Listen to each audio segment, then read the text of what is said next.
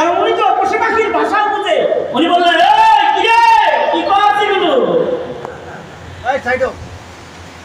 মসজিদুল আকসা আমি বানাইছি, আমি জানি মসজিদুল আকসার উপরে কোনো জায়গাই নাই বাসা বানানোর। আর তুই হেরে মিশা কথা বলছিস যে হেনো বাসা বানায় দিবি, ওনে তো কোনো বাসা বানানোর জায়গাই রাখি নেই।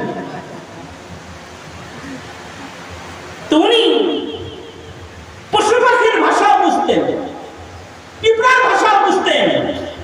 এ কারণে পিপিলিকা যখন নিজের দলবলকে বলতে লাগলো, সুলাইমান আইতেছে কিন্তু আমাদের বিশ্বাস লাগবে, যে কাহিনী আল্লাহ তাআলা কোরআনে বর্ণনা করে সূরা নামাল নাযিল করেছেন। এই সুলাইমান আলাইহিস সালাতু ওয়াস সালাম বলে, একটা পিঁপড়া আমাকে গর্দান নিচু করা শিখাইছে, একটা পিপিলিকা আমার গর্দানকে নিচু করা শিখাইছে। কেমনে? পিপিলিকার সর্দারকে আমি একবার ডেকে বললাম, এই পিঁপড়ার সর্দার, আমি সুলাইমান, আমাকে আল্লাহ তাআলা সারা দুনিয়ার রাজত্ব দান করেছেন, তুই আমার কাছে কিছু চা, ইসআল মিন্নি উতিকা, তুই আমার কাছে কিছু চা, আমি তোকে দিব। আমি একটা বাদশা, আমার কাছে কিছু চায়া নিয়ে যা, আমি ওটা তোরে হাদিয়া দিই। ইব্রাহিম বলে, সুলাইমান চাইতে যেহেতু বলছেন, তাহলে আমার রিজিক বাড়ায় দেন। হযরত সুলাইমান বলে, তোর রিজিক আমি কেমনে বাড়াবো? রিজিক দেনেওয়ালা কে? জোরে আওয়াজ করে বলেন, আরো জোরে আওয়াজ করে বলেন, রিজিক দেনেওয়ালা কে?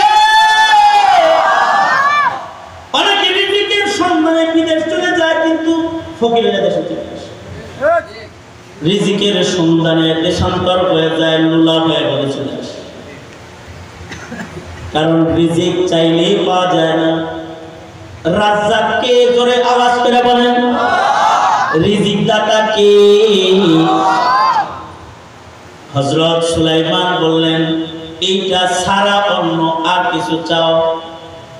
তো পিঁপড়ায় বলে, আল্লাহ আমারে যা হায়াত দিছে তার থেকে আরেকটু হায়াত বাড়ায় দেন। হযরত সুলাইমান বলে, হায়াতের মালিক তো আমি না, হায়াত বাড়ানোর ক্ষমতা আমার নাই। তো আপনি কি এর বাদশা? রিজিক বাড়ানোর ক্ষমতা নাই, হায়াত বাড়ানোর পাওয়ার নাই। যেই দুই জিনিসের উপরে মানুষের দুনিয়ার দারমাদার, হায়াত হইলে দুনিয়া ভোগ করা যায়, রিজিক হইলে শান্তিতে দুনিয়ায় সময় কাটানো যায়। মৌলিক এই দুই জিনিসই আপনি দিতে পারেন না, তো আপনি তো প্রচুর বাদশা। কি এর আপনি ইনসো জিনে সারা দুনিয়ার বাদশা। হযরত সুলাইমান বলে, পিপিলিকার ওই কথা শোনার পর থেকে রাজমুকুট মাথায় লইয়া লজ্জা আর শরমে আমি সুলাইমান আমার মাথাকে সোজা কইরা বসতে পারি না।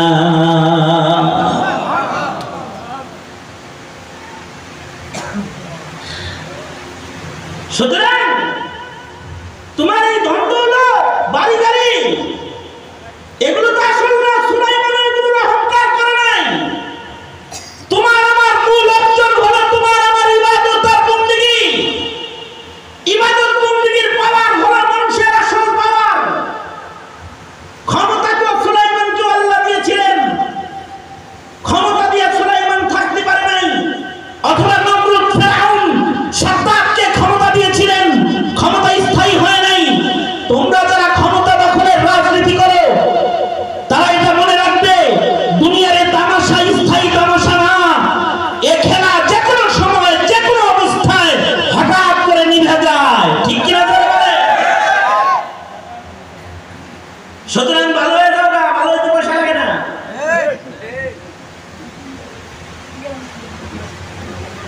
আপনাদেরকে আমাদেরকেও সতর্ক থাকতে হবে, স্বৈরাচারের রাজনীতি যেন বাংলার মাটিতে আবার চালু না হয়। সর্বাত্মক কুরবানি দিয়ে ওলামায়ে কেরামদের সাথে কাজ করতে রাজি আছেন তো ইনশাআল্লাহ?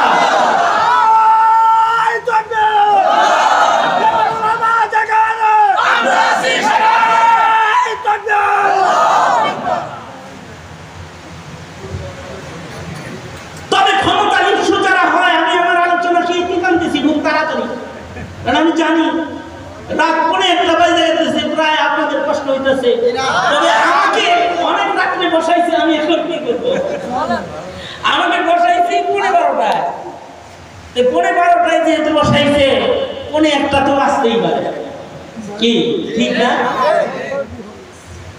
আনসারী সাহেব হুজুর রহমাতুল্লাহ আলাইহি ওনার দাওয়াতে ওনার এদিকে কই মাদ্রাসা আছে একটা না, এখানে যেটা হ্যাঁ এইখানে আমি আসছিলাম। সেই কবে আসছি, আনসারী রহমাতুল্লাহ আলাইহি কবরে চলে গেছেন, এরপরে আর আসা হয় নাই। নাসিরনগর আসলাম, নূরপুরে। আর এই যে বসে আর 5-6 মিনিট খায় না, কি করে না? তো আমি যেটা বলতেছিলাম, আসল পাওয়ার হলো মানুষের ইবাদতের পাওয়ার। ক্ষমতার পাওয়ার আসল পাওয়ার না, কিন্তু ক্ষমতার জন্য অনেক সময় মানুষ অত্যাচার করে।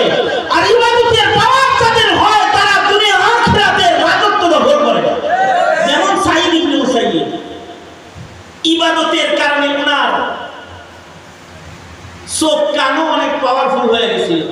ওই যে 40 বছর তাকবীরুল্লাহ নামাজ পড়ছে, এমনকি ইয়াজিদি বাহিনী যখন মদিনায় আক্রমণ করছে, 3 দিন মসজিদে নববীতে আযান বন্ধ। ওই সময়ও মসজিদে আযান নাই, জামাত নাই, কিছু নাই, কিন্তু ওই সময়ও সাঈদ ইবনে মুসাইয়্যিব এই 3 দিন, যে 3 দিন মসজিদে নববীতে আযান হয় নাই, ওই 3 দিন মসজিদের মুসল্লিবিহীন মাটির কান্না বন্ধ করার জন্য সাঈদ ইবনে মুসাইয়্যিব একা একা 3 দিন মসজিদে নববী পাহারা দিয়েছেন এবং অক্তমত নামাজ পড়ে মসজিদের হক আদায় করেছেন। আল্লাহু আকবার। গোটা মদিনায় কিন্তু যুদ্ধ চলছে, আর উনি মসজিদের নামাজ দাঁড়িয়ে আছে, আযান বন্ধ। কিন্তু মাঝে মাঝে সৈন্যবাহিনী মসজিদের ভিতরে ঢুকে পড়তো।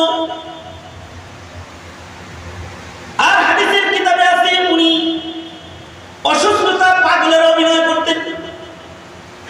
কারণ উনি যদি ভালো মানুষ, এটা যদি দুশমনরা বুঝা ফেলায়, তাহলে মসজিদ থেকে উনাকেও গ্রেফতার করে লয়ে যাবে। এখানে উনি পাগলের অভিনয় করতেন। উনি বলতেন, পাগলের অভিনয়টা এজন্য করতাম, নবীর মসজিদ আজানের পরে নামাজ শূন্য থাকলে হয় না। মসজিদের হক আদায়ের জন্য দুশমন দেখলেই পাগলের অভিনয় করতাম। আর নামাজের রক্ত বলে লম্বা করে দাঁড়ায় দাঁড়ায় নামাজ পড়ে মসজিদের কান্না বন্ধ করতাম। রাসূলের মুসাল্লায় দাঁড়ায় নামাজ পড়তাম। আশ্চর্য বিষয় হলো, সাঈদ ইবনে মুসাইয়্যিব এই 3 দিন মসজিদের নববীর ভিতরে একা একা নামাজ পড়েছেন। মসজিদের ভিতরে কোনো আযান নাই, উনি শুধুই মাত্র একা একা নামাজ পড়েছেন। কিন্তু উনি বলেন, রাসূলের মসজিদ আযান ছাড়া থাকে না। নামাজের ওয়াক্ত যখন হয়ে যেত আর আমি নামাজের জন্য প্রস্তুত হতাম, একটা আযানের আওয়াজ আমার কানে আসতো, আমি কান ঘুরাইতাম ঘুরাইতাম, আযানটা কোথা থেকে আসে। সাঈদ ইবনে মুসাইয়্যিব বলে, মসজিদের মিনারের আযান বন্ধ, কিন্তু আমার কানে একটা আযান আসতো। আমি ধীরে ধীরে রওজায়ে আতহারের কাছে যাইতাম, আমি শুনতে পাইতাম মিনারের আযান বন্ধ, কিন্তু সাইয়্যিদুল মুরসালিন নবী নিজে নিজের মসজিদে আযান জারি রেখেছে।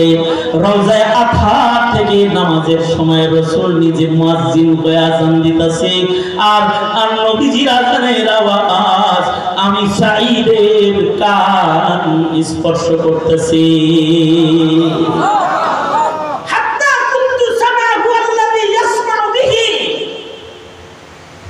ইবাদতের মাধ্যমে মানুষের মূল্য পাওয়ার এরকম বেড়ে যায়। আমি বলবো না আপনাদেরকে সবাইকে সাঈদ ইবনে মুসাইয়্যিব হয়ে যান, এমন কোন বোঝা আমি চাপায় দেব না। তবে আমি অতটুকু তো অবশ্যই বলতে পারি, এতটুকু কি করা যায় না যে আমরা আমাদের জীবনে ফরজ ইবাদত ছেড়ে দিয়ে মহান আল্লাহকে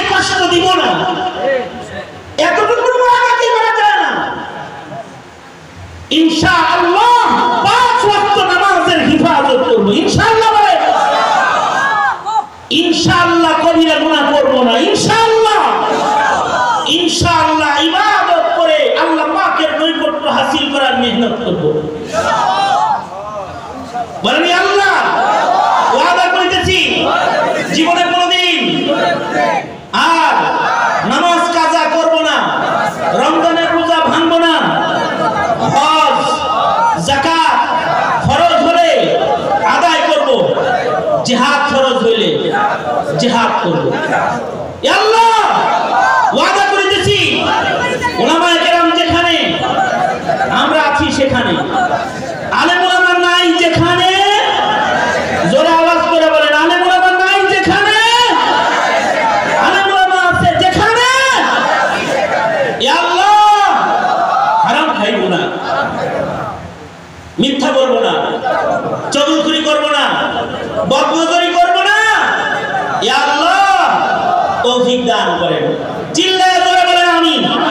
আমি জোরে আওয়াজ করে বলেন আমিন। এই অত্র এলাকার প্রবাসী ছেলেপেলে যারা প্রবাস জীবনে অক্লান্ত পরিশ্রম করে, ওরা সকলে মিলে এলাকার মানুষকে দ্বীনের কথা শোনানোর জন্য আজকের এই মহতি আয়োজন করেছে। আর এই গভীর রাত্রিতে রাত পৌনে 1টা বাজে আপনারা বসে উলামায়ে দ্বীনদের কথা শোনার জন্য যে ধৈর্য, যে কুরবানি আপনারা পেশ করেছেন, ওদের আয়োজন আর আপনাদের কুরবানি আল্লাহ তাআলা আমাদের পেছনের জীবনের গুনাহ মাফ করানোর জন্য উসিলা হিসেবে কবুল করে নেন। এই অত্র এলাকার যত মাইয়িত কবরে আছে তাদের কবরের আযাব আল্লাহ মাফ করে দেন এবং আমাদের সকলকে আল্লাহর নৈকট্য অর্জনে ইবাদত করার যোগ্যতা ও তৌফিক মহান আল্লাহ আমাদের সবাইকে দান করে। আমিন বলেন, জোরে করে বলেন আমিন। আজকের মহতি মাহফিলে পীর সাহেব বরুণার সম্মানিত খলিফা, এলাকার বয়োবৃদ্ধ আলমিন সহকারে আমার দোস্ত মুফতি নুরুল্লাহ রহমাতুল্লাহ সাহেবজাদা হাদিয়াতুল্লাহ নূর সহকারে, মাওলানা মাহমুদুল হাসান সহকারে, আশপাশের আইম্মায়ে মাসাজিদ মাদারিস বহু আলেম ওলামারা এখানে উপস্থিত আছে। অনেক আলেম ওলামারা প্যান্ডেলে বসেও বয়ান শুনতেছে। আল্লাহ তাআলা এই বরকতপূর্ণ এই মাহফিলটাকে কবুল করেন। এই যুবকদের এই কুরবানি মেহনতকে আল্লাহ কবুল করেন। অত্র এলাকার নারীদেরকে আল্লাহ তাআলা আবেদা সালেহা পর্দানিশী নেককার মহিলা হিসেবে কবুল করেন। জোরে আওয়াজ করে বলেন আমিন। আল্লাহ তাআলা আমাদের সবাইকে কবুল আর মঞ্জুর করেন। সবাই ইস্তিগফার করেন। আস্তাগফিরুল্লাহ রাব্বি মিন কুল্লি যামবি ওয়া আতুবু ইলাইহি লা হাওলা ওয়ালা কুওয়াতা ইল্লা বিল্লাহিল আলিয়্যিল আযীম। আস্তাগফিরুল্লাহাল্লাযী লা ইলাহা ইল্লা হুয়াল হাইয়ুল কাইয়্যুম